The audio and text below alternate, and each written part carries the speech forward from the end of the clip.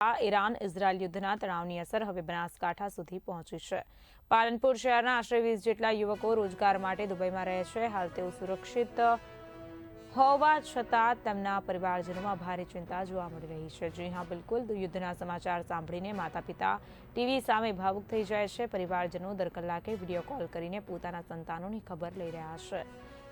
Airbase બંધ હોવાથી યુવકો તાત્કાલિક વતન પરત ફરી શકતા નથી, જેના કારણે ચિંતાઓ વધુ વધી રહી છે। હાલ દુબઈમાં પરિસ્થિતિ નિયંત્રણમાં છે અને તેઓ સુરક્ષિત છે। તેમ છતાં ક્યારેક આકાશમાં હવાઈ હુમલાના અવાજ સંભળાતા હોવાની ચર્ચાઓથી પરિવારજનોમાં ગભરાટ ફેલાયો છે। સ્થાનિકોનું કહેવું છે કે સરકાર તરફથી સ્પષ્ટ માર્ગદર્શન મળે તો પરિવારોને થોડી રાહત મળશે।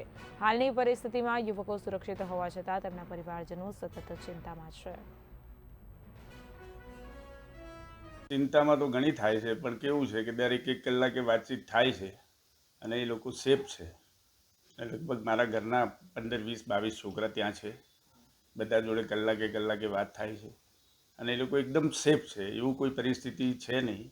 ખાલી ફ્લાઇટો બંધ છે, એના કારણે એ લોકો આવી શકતા નથી। બાકી એકદમ સેફ અને સેફ કન્ટ્રી જ છે। હજુ સુધી કોઈ પ્રોબ્લેમ નથી।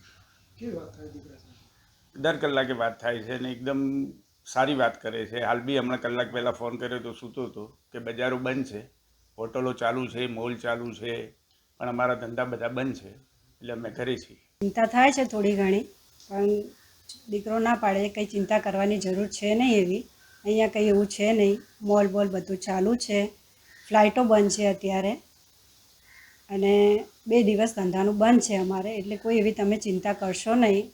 જે કંઈ પણ થાય છે બધું ઉપર લેવલે થાય છે, એટલે વાંધો આવે એવું છે નહીં અહીંયા।